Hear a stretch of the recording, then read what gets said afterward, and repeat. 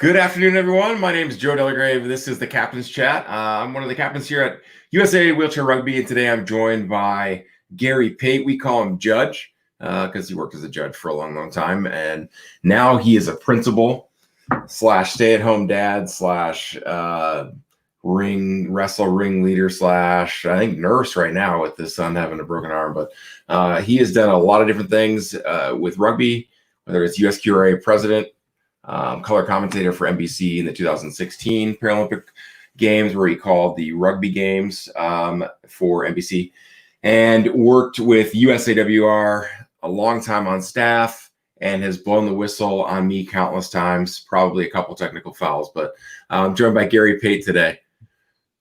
Judge, how you doing? I'm fine. How are you? I just brought my friend with me. I'm doing fine. And Joe, I don't believe I've ever blown the whistle on you.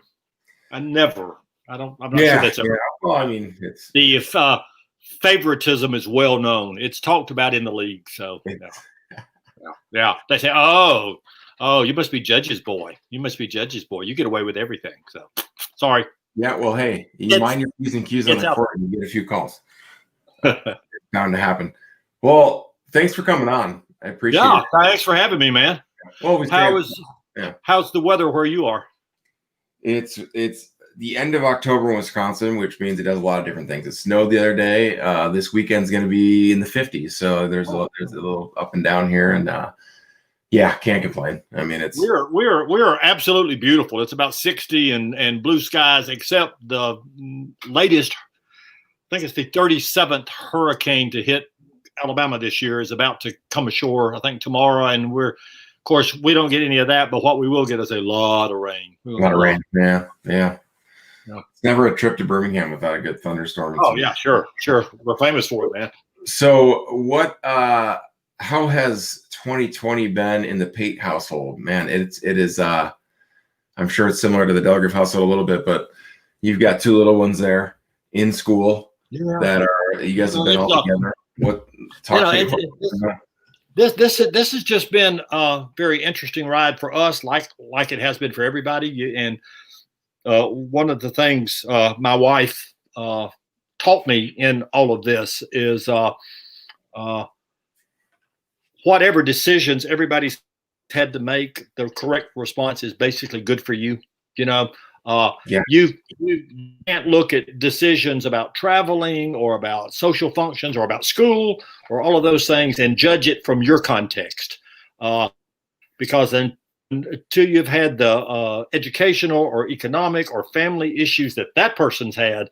So, everybody's different. Frankly, Joe, ours has been probably a lot easier than a lot of folks. Neither Crystal nor I right now are working outside the home.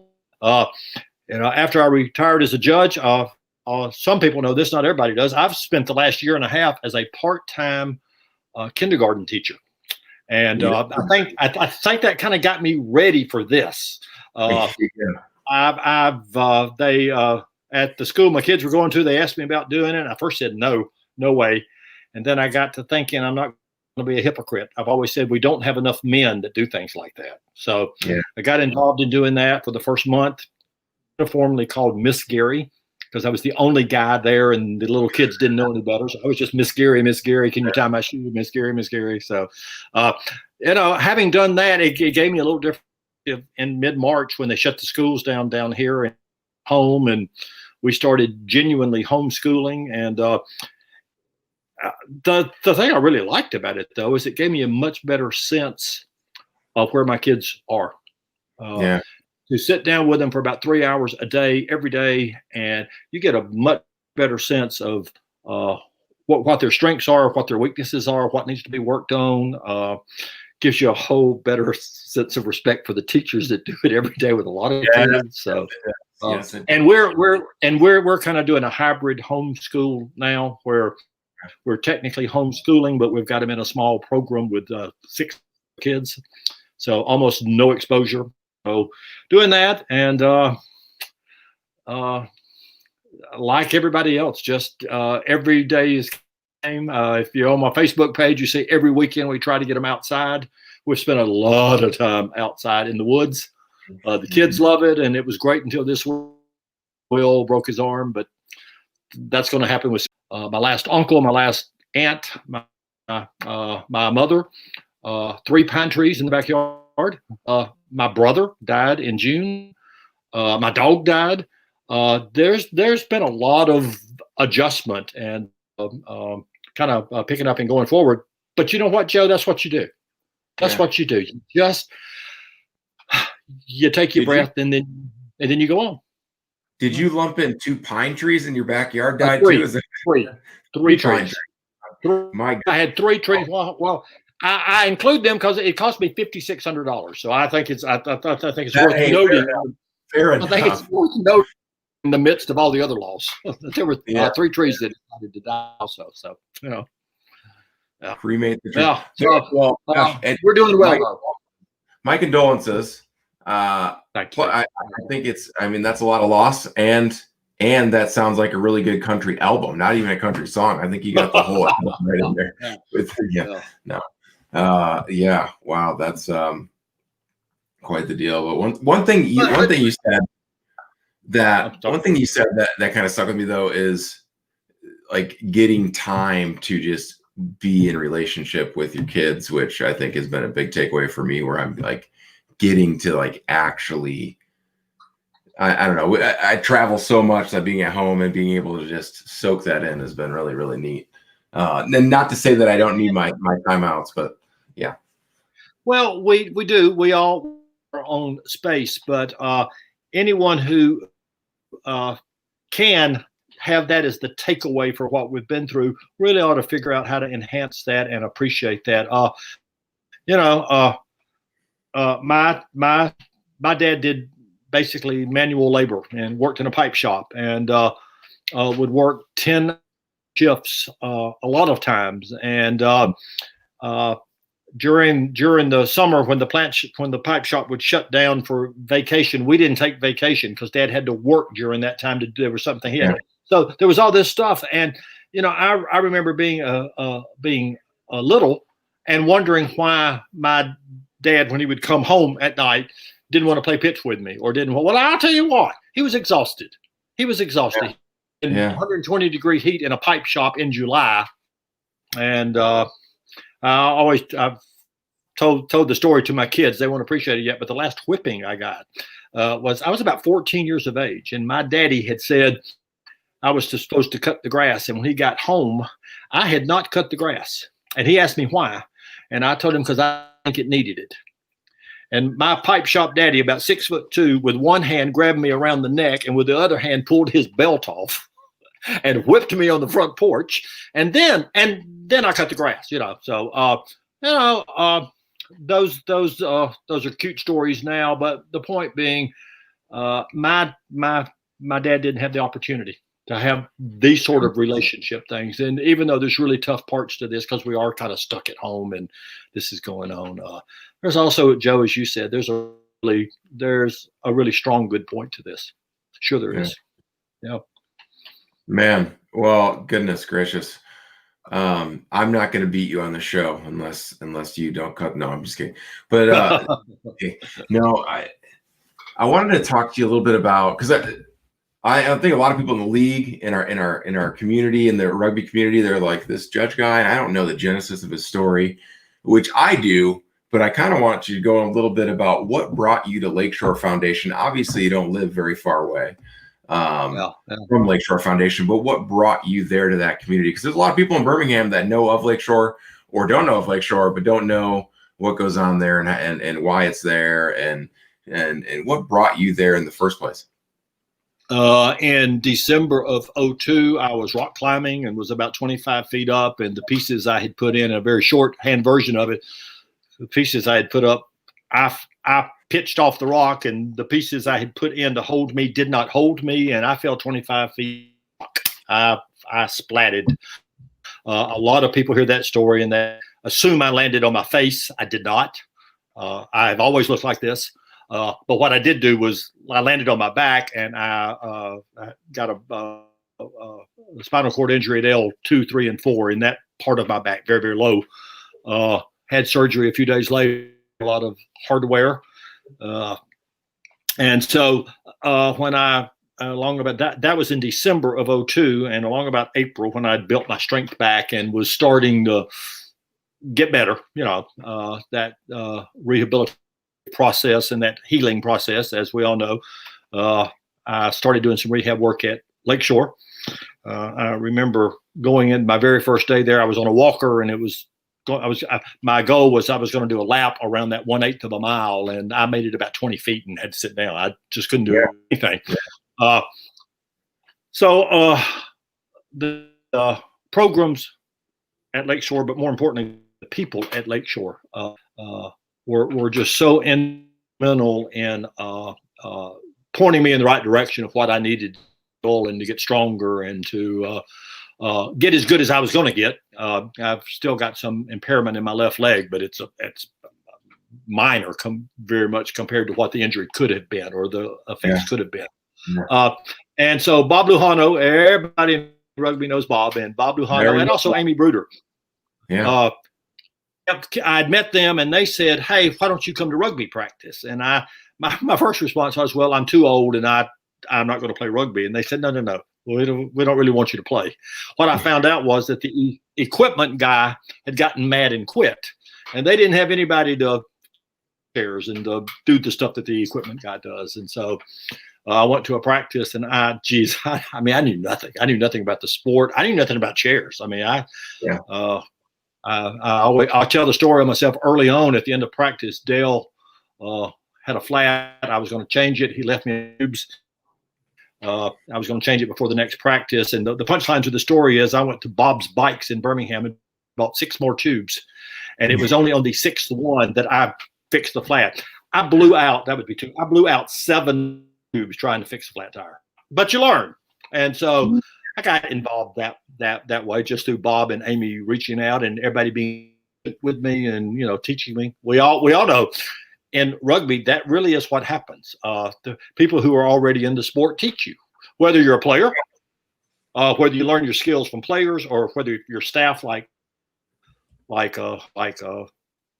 was doing, somebody's pay teaches you. And so got involved that way. And after about 2 years, went to a ref school.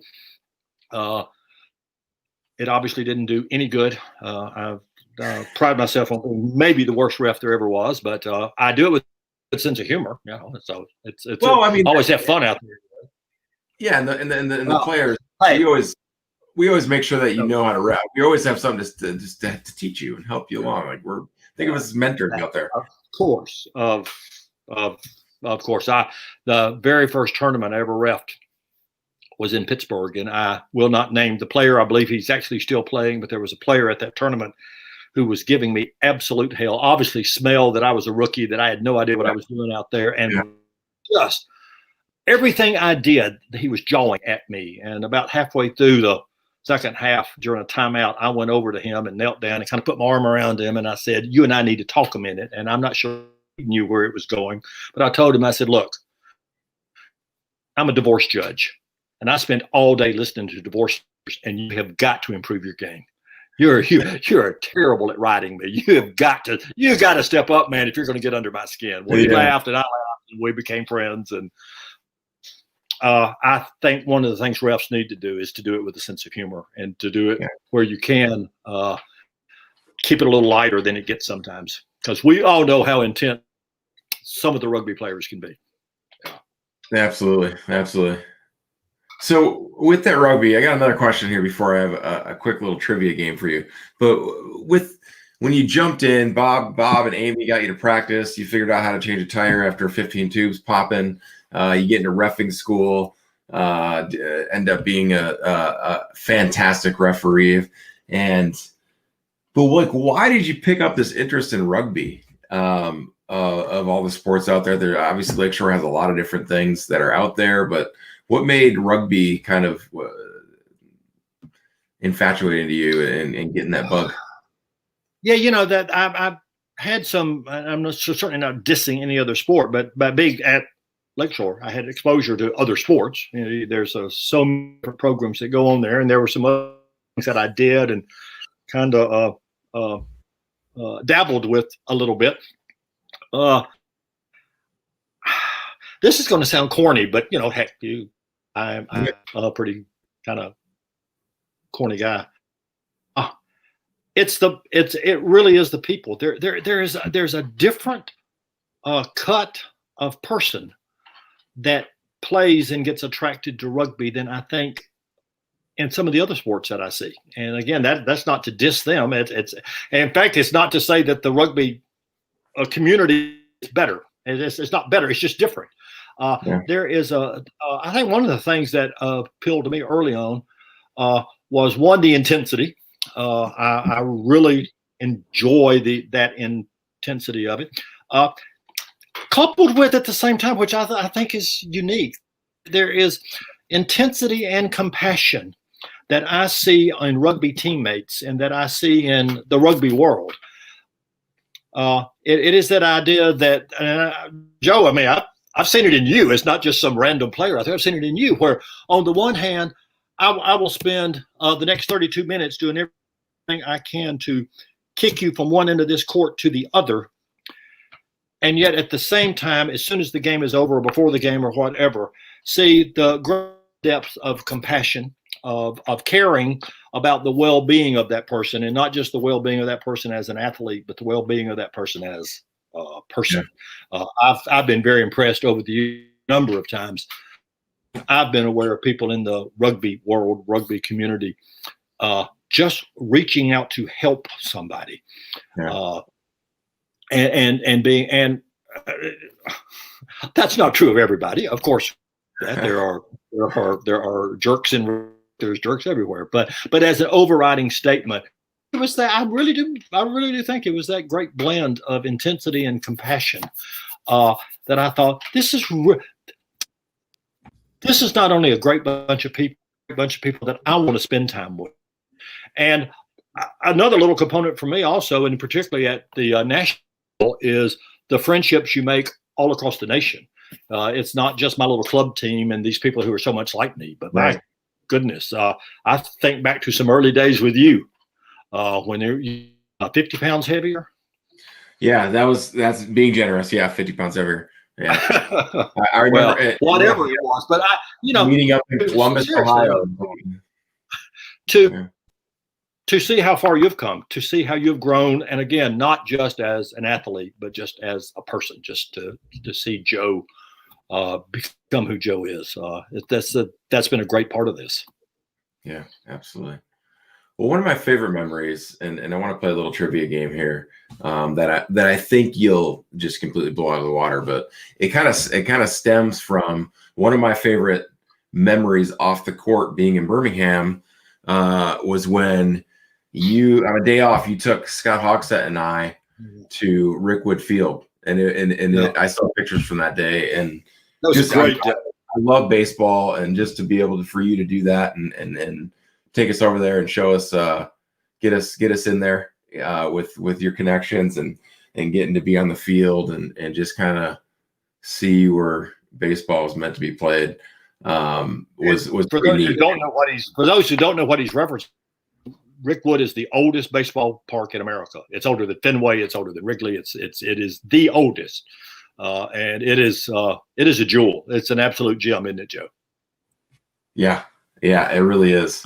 And so I've got a couple trivia questions here that I'm going to try to stump you on. We'll see if I can get you.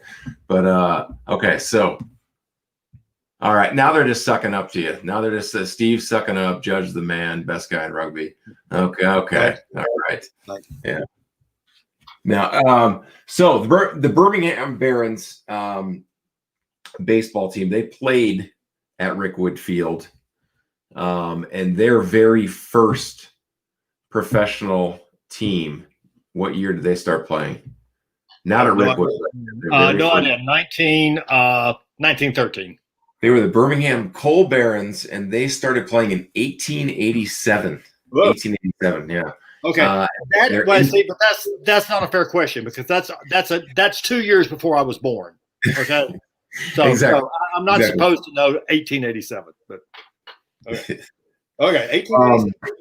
Now, so Rickwood Field, who is that named after? the Woodward Coal and Iron Company. Yes. I believe is the genesis of that. There is a great grandson of the man who owned Woodward Coal and Iron, or Iron and Coal, whatever it was, and his name is Rick Woodward, who I actually know, who lives here in Birmingham. Yeah, Rick's a really good guy. Yeah, amazing. Yeah. Now, and back during where blacks couldn't play with whites, Birmingham had a team in the Negro League, in the Negro Southern League, and their team name was the Black Barons. The Black Barons. That was an easy one. Yeah. Which, if you're ever in Birmingham, they have the Southern League, the Negro Southern League Museum, which I've been to that. And it's really cool, and so many great players came through the Negro Leagues in Birmingham. And one of the interesting things about it is, of course, I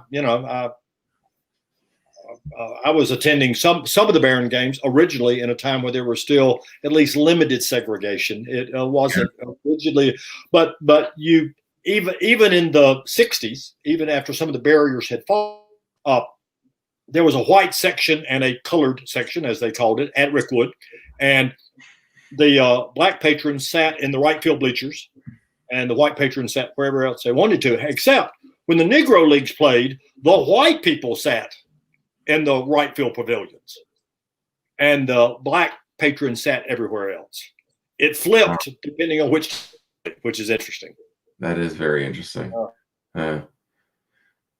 Last question on the Rickwood field.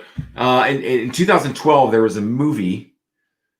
Scenes from a movie shot there. What movie was that? Is it 44? 42. 42. Yeah. I'm sorry. 42. 44 was Hank Aaron's number. 42. Yeah. 42. Jackie Robinson. Yeah. Scenes there. I wasn't, but I have some friends who were extras in the movie who got to put on the 1940s clothing and go sit in the stands, and that'd have been fun. Yeah. That's awesome. Well, I wanted to bring that up. That was just such a fun day when you took us there and took time out of your day to do that when we had a day off, and we actually left Scott at the field. We made him push back. Yeah. And then one of the other great eras in Birmingham baseball was not out at Rickwood, because the city of Hoover kind of stole the Barons away for a few years, and they built the Hoover Met, and Barons played out the Hoover Met. I don't know how many years, probably about 15 years. They've actually moved back downtown to a wonderful stadium in downtown Birmingham now. So Rickwood is not a museum, but it's used sparingly. But when they played out at the Hoover Met, the interesting era out there was the Michael Jordan era. When Jordan retired from basketball, and the White Sox signed him and sent him to Birmingham. And one of the cool stories about that is when Jordan got here, he was not pleased with the travel accommodations and the team a new bus. He bought his own bus, but he bought a new team bus there's not very many leaguers that can buy the team a bus, but that's one of the great stories about Michael Jordan. That was such a good story, where it's like, we have to ride in these. You know what? I'm going to buy myself a bus and my own bus. Yeah, absolutely. I wanted to get into a little bit more of a deeper topic here.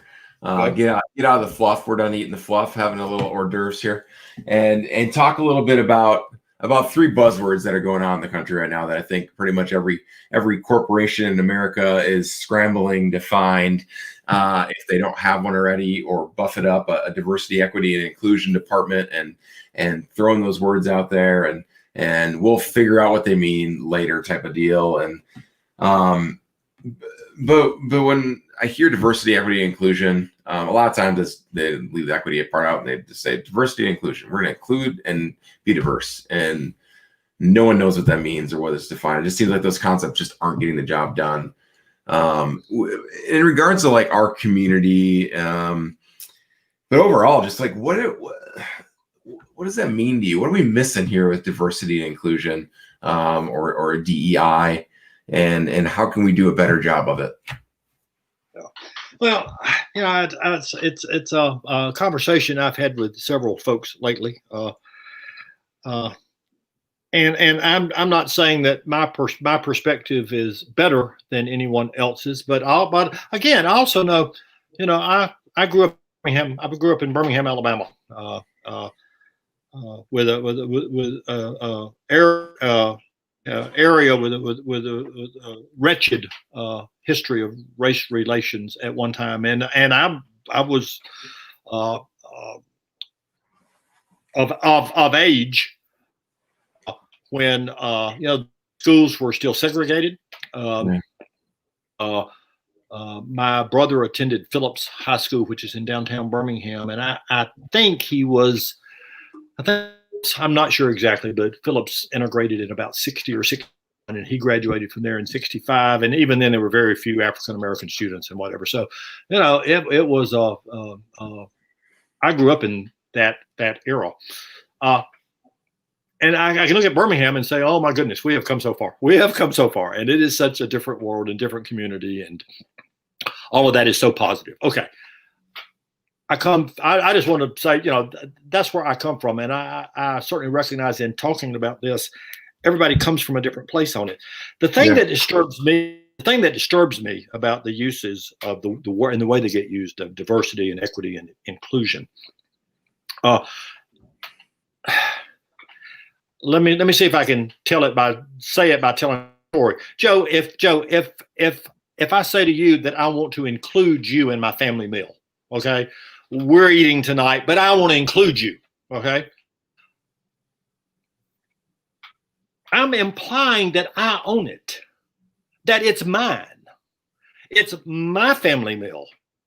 And and how gracious of me, and I don't mean it that way, but it's me saying, Joe, you get to sit at my table. And I think where we miss it sometimes is I want to say, damn it, it's not my table. It's not my table. It's not up to me to define whether Joe gets, quote, invited to be the voice of rugby at this table, or the voice of African Americans, or the voice of whomever it is, because it's not my table. You get into the same issues with diversity. Okay. So we're all white. So I'm going to be very diverse, and I'm going to invite you as a representative of some other group to come be a part of. I'll go ahead and say it. I'm going to be a part of what I own. It's a part of me. Now, I certainly understand it may in fact be my table in my kitchen. I understand that, but it's not my society. It's not my world. It's not my freedoms and rights and whatever. And one of the great memes I've seen recently says that if you want to understand privilege, ask yourself whether the Supreme Court has ever had to defend or grant your rights. Guess what, Joe? The Supreme Court has never defended rights. They haven't. They haven't said, Gary, you're entitled, or Gary, you're entitled to marry, or Gary, you're entitled to travel, or Gary, you're entitled to anything, because I already own it. It's already mine in the society that we live in. And that's where I go with the mindset of this. And I think that's where it falls apart. And I can say this where other people maybe can't. I am, in fact, an old white guy. I am an old white guy. And there's too many old white guys who view it that it's theirs. It belongs to them. And I'm using old white guy euphemistically. I don't mean that, my goodness. But view it as it belongs to them. And I think that's where there's a real disconnect and a real fall apart, that we've got to view this differently. That I have no more right to be at that table than you do or anybody else does. And the table doesn't belong to me. And what we've got to do is create a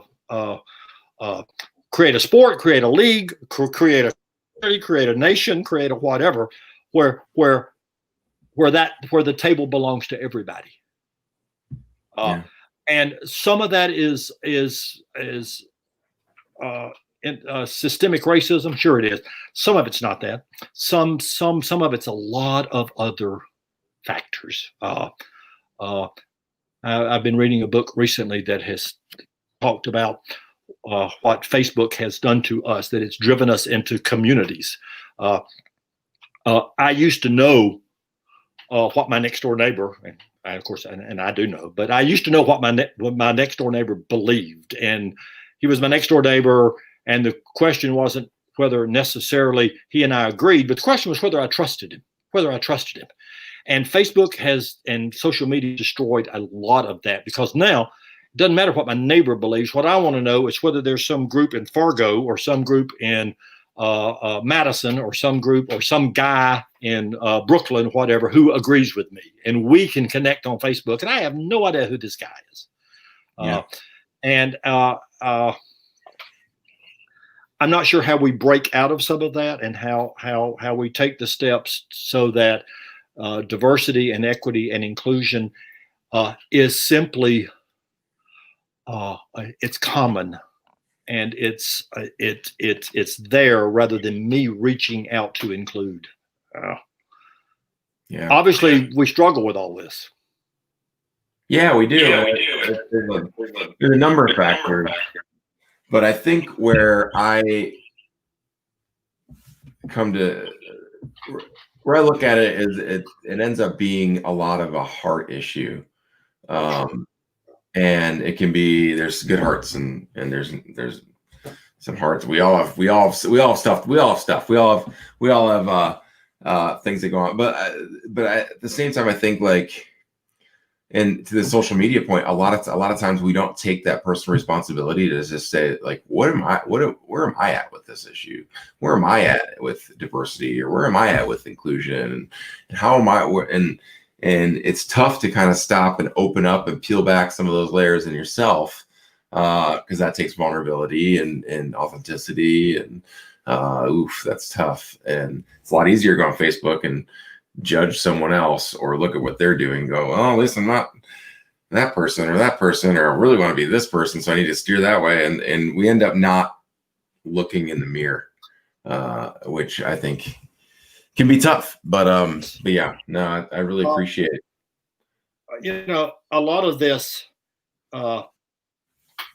came to my mind in issue with the ADA recently here where we live in Homewood.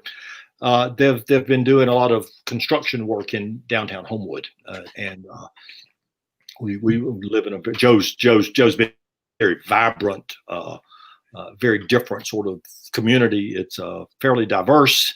It's Homewood is a wonderful place to live and to raise kids, and we're not, but they've been doing a lot of work in downtown Homewood.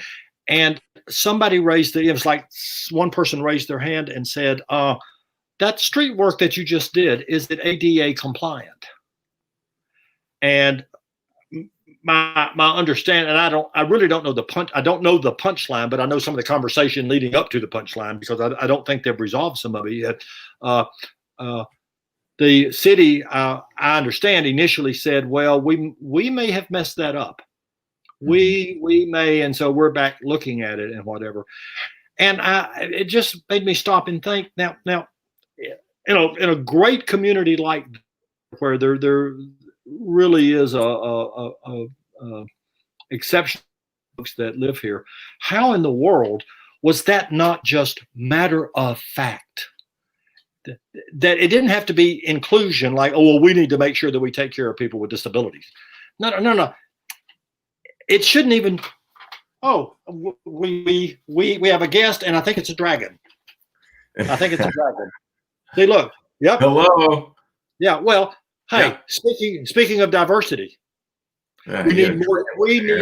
We need more dragons. Right, Riley. Yeah. Hi, Riley. Yeah. This is my Joe. Joe knows, but some of you may not. I have 6-year-old twins, and now she's showing you a clown that is not her brother. No, that's her brother. That is a rubber clown. Thank you. So, did Will ever get his arm fixed? Okay.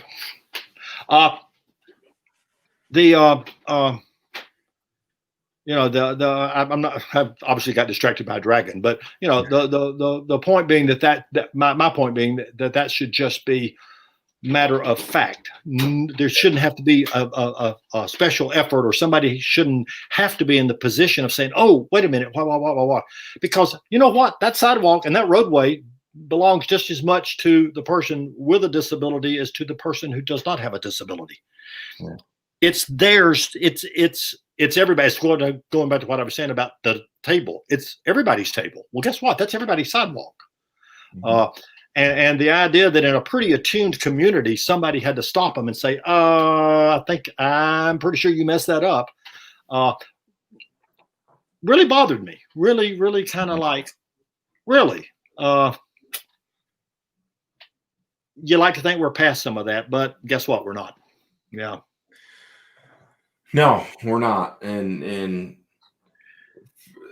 people with disabilities, I think, are probably some of the most marginalized out there.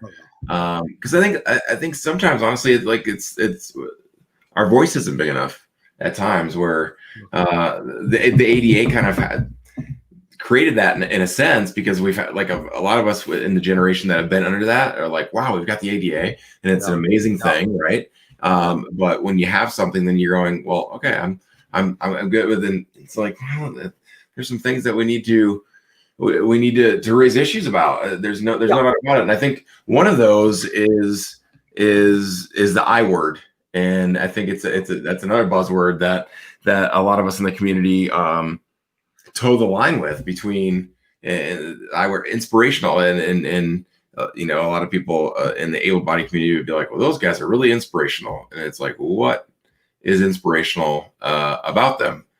And it's, inspiration. Well, Joe, it's the fact that you're shopping at Dollar General. Yeah. I went up to the grocery store. Yeah, exactly. I am so inspired that you're shopping at Dollar General. Inspired that I opened a door, or that I went into the grocery store, or that I went to the Dollar General, or that I went and that's the norm still in 2020. That's the norm. And a lot of athletes have a problem with the word inspirational, because as Paralympic athletes, we want to be seen as athletes. That's like been the rallying cry for a long time. We are athletes first, disability second. But over the years, I've come to terms with, like, inspiration. Someone seeing you as being inspirational isn't necessarily a bad thing. It's a matter of what they're seeing you inspirational for, the context of that. And I think some athletes need to take a little bit of pride in that people see them, that they've accomplished things. And obviously going to a store isn't one of them. Putting on a sock probably isn't one of them. But maybe it was back in the day when you couldn't do anything except, you literally couldn't put a sock on when you're out of rehab and you're trying to figure everything out. But gosh, like, what, after all these years around our community and seeing some very inspirational people and some very not so inspirational people, you've seen the spectrum. What does truly inspire? What truly inspires Gary Pate? What's inspiring to you? I'll address that in 1 second, but I wanted to make reference to part of what you said. We recently watched Rising Phoenix. Yeah. And for those who have not watched that documentary about the Paralympic movement, it's really well done. I mean, it's there's way too much Riley Bat, but other than that, it's really, really well done. Over on Netflix. Yeah. It's well worth watching. And one of the athletes in there used a phrase, and I can't quote it exactly, but but it's what stuck with me. And that is that we need to focus, for the athlete at that level, the ability to focus on the sport and not on the story. That Joe Delagrave's sport is wheelchair rugby, and isn't he? He is truly a world-class athlete and has played at the highest level of whether you want to compare him to Willie Mays or Michael Jordan or Tom Brady or any other great athlete in their given sport, playing at the very highest level and excelling. Rather than, when I think of Tom Brady, I think of Super Bowls and the New England Patriots, Boston Patriots. Yeah. Oh, wow, that's okay. I don't think of his background. I mean, I don't think of, isn't it wonderful what he accomplished to get there. I just look at the athletic performance at the level he's been able to, and that's the image that I get in my head. And the whoever the athlete was in Rising Phoenix made kind of, with maybe not even as emphatically as I'm making it, but made the point about, let's focus on the sport and not on that background story. And that's where I think the inspirational part of it gets maybe displeases some of the athletes. Yeah. As opposed to looking at the Joe Delagraves or any other, or the Riley Batts or the Chuck Aoki's or the Jim Roberts, whomever, these men and women who perform at that highest level. That's what inspires me.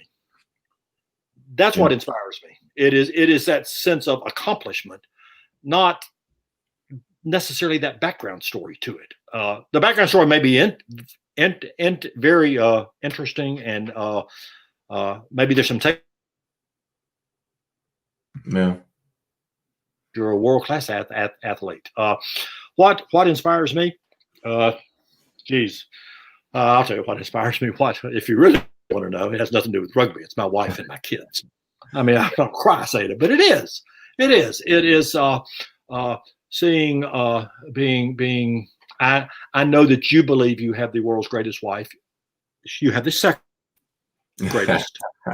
I know your wife, and she's a remarkable. She's remarkable for putting up with you. 100%. You have an astonishingly fine person as a wife. I feel the same way about mine. Yes, she's beautiful and she's sweet and all that. She's a remarkably strong, fine person, and I watch her daily in the lives of our kids, and then that's so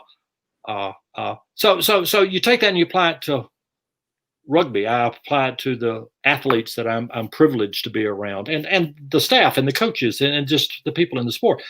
They're remarkably good, fine people.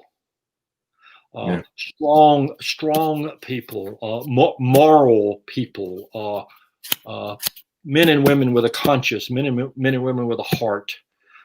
That's what inspires me in it. That's truly what inspires me. There are great moments in the sport that we've all had. You were in Rio with me, right? I was not. No, I was not. No, I'm sorry. No, wait. Not Rio. Wait a minute. Buenos Aires. Were you on the Buenos Aires trip? No, in 2009. No, I was cut from that. We can bring up all the times I got cut if you want to, though. well, some would say there are some who would say not enough, but not Rio. The Buenos Aires trips in 2009, when I believe it was Argentina beat Brazil for the first time ever. Yeah, they were carried off on the court. And they lifted it was astonishing. The crowd mobbed the court and picked up the captain of the Argentine team in his chair, his rugby chair, not his day chair, his rugby chair, and carried him all the way around the court chanting and whatever. And it was this moment of sheer joy, of sheer exultation, of just this pureness in the moment that you could never plan it and never see it coming. But that was an astonishing moment. And another great astonishing moment with me, and I really did try to enjoy the moment, was in 2012 in London. And just the absolute presence of being there. If somebody had ever told me that as a result of me falling off a rock cliff, I was going to end up living in the Paralympic Village, and that I was going to be at this event, it really was just taking that breath and just almost every day trying to soak something in off of it that was a unique experience in my life that I could never be. It was, in the law we say something is sui generis, which means it's unique. There's nothing else like it, and that's what that was. Nothing else like that. Just being there. Yeah, absolutely. It was a fantastic time, and I was going to tell Braxton that he was there. He was only 6 months old at the time, but there and experienced it. And I was like, remember? I'm not taking you back to London. You don't remember? Well, someday he's going to say, "Dad, you never take me anywhere," and you show him those pictures. Yeah, exactly. You say, well, don't say I never take you anywhere. Yeah. If you don't remember, it's your own fault, buddy. Yeah. Well, we are just flying through this chat because rumor has it that you're pretty good at speaking and talking through these things. Now, a couple more questions though for you.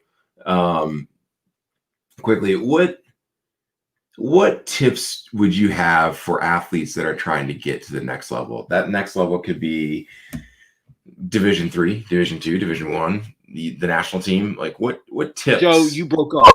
Joe, Oh, okay. Joe, you broke up. I did not hear you. Okay, say it again. What tips for athletes? What tips do you have for athletes that want to get better at the sport or just moving to the next level, whatever level that would be? What tips could you give them? Well, what tips would I give them? One, you got to get off your butt. I don't know how else to say it. I look at some of the folks again, like you, Joe. I look at some of the folks that I first saw in rugby when they were nowhere playing at the level that they're playing now. Where I mean, if you said, so I've known you 11 years, 12 years, 10 years, something of that type, and I can go back to you and I look at Chuck Aoki when he was just a baby. He was like 4 years old or something. Yeah, pretty much. Yeah. I mean, or he played like he was 4 years old. I look at Chuck Melton. I look at Melton, who was of age, but it really hadn't clicked with him yet. It really hadn't. And now, as an older player, you look at folks. I think for each one, it is that moment, and if that's where you are, there is nothing to replace getting in your chair and working. There's nothing that replaces it. Diet's important, as we all know. Motivation, but it is that putting in the time. You got to get in the chair and you got to push, and you got to do it on the days when you feel rotten, and you do it on the days when you don't want to do it, and do it on the days when you've had a fight with your partner or your wife or your husband, and you got to do it on the days when your kids are screaming at you. And if you're going to get better, and to me, one of the great things that rugby does, maybe more so than any other sport, if you get better at rugby, you're getting better physically. You're getting stronger. You're building your endurance. All levels of your physicality are improving almost with every time you push the chair, right? Yeah. As hard as it is. Yeah. Sound simple advice. Absolutely. All right, a couple quick questions, couple quick rapid fire wrap up questions here.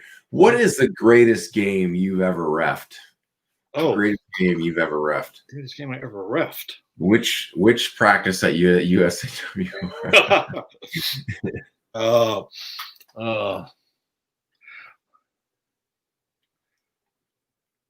My favorite games that I ever reffed was in St. Louis, between St. Louis and Lakeshore for the division championship in 2017, maybe. Went into overtime. And I'll tell you one of the personal pleasures that I took in it. And I will never name a name, but there was a ref at that tournament. Andy Miller was the head ref. And Andy came to me and said, "Do you want to do the championship game with me?" And I said, "Well, yeah, of course I do." And it was St. Louis and Lakeshore. And one of the other refs went to Andy and said, no, can't let him do it because of his connection with Lakeshore. And I remember Andy saying, he doesn't even like Lakeshore very much. Just don't worry about it. Just don't worry about it. And I will always remember the ref that said that to Andy. And I will always remember Andy sticking up for my integrity, for Andy saying it really won't matter to him. And sure enough, I'm going to tell you 2 minutes into the first quarter, I called a technical for running his mouth on Bob Lujano. And it was great. And I thought, well, that gave me the moment. That gave me the moment. To show how fair I was going to be. It was I don't know if it was the best game, but it was just all the parts of that felt right. That's fantastic. Yeah. That's fantastic. All right. Favorite moment in wheelchair rugby?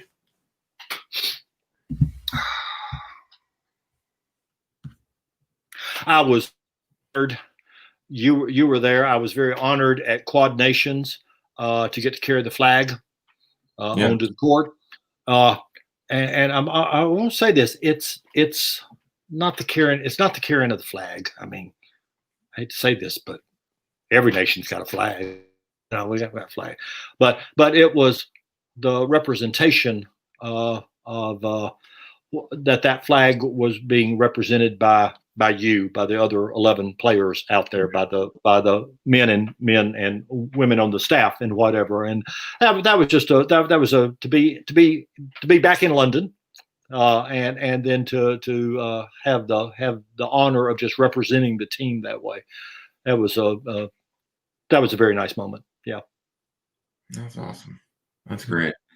Well, Judge, thank you so much for coming on. Thank you for all you do for rugby in our league, with our national team, running up and down the court, miles on miles on miles, reffing. When at times when it's day 9 in a training camp and nobody has patience. And just appreciate you taking the time away from your beautiful wife and your beautiful kids to be able to make us better. We really appreciate it. And it is it's corny to say, but it's truly my pleasure and my honor. And no one treasures the friendships and the hearts of the men and women more than I do. I'll say it publicly, Joe. I love you. You know, I really love you. 4 more years. 4 more years. Here we go.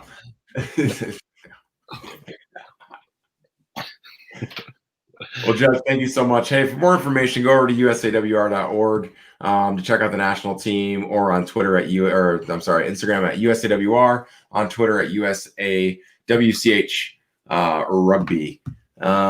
If you want to check out more information on the league, you can head over to usqra.org. I believe they're switching their website over to USWRA soon. And for more information internationally, IWRF.com. Thank you guys so much for joining the Captain's Chat. We'll be back November 10th after the election. Everyone go out and vote and exercise your right to vote on our president. If any of you are not sure who to vote for in any race, just write me in. It's Gary, G-A-R-Y-P-A-T-E. You can be proud of that vote. Absolutely. Running mate is the dragon.